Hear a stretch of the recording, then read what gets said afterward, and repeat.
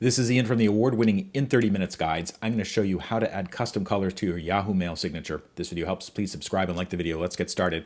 We're in Yahoo Mail on the browser. Go to the settings icon, upper right corner, and then select More Settings. And then what you want to go to get the signature is writing email. Now, signature is located in this column right here. You need to activate it first before you can edit it. So I'm going to toggle that on. And you can see I've already left my name and a fake telephone number here. So if I wanted my name to stand out more, I would basically highlight it and then use the color icon and then select the text color. So let's say that I want to make the text color, this kind of lavender color. You can also change the highlight color. So let's say that I want the highlight color, the background of that text to look different. So I can maybe make that yellow.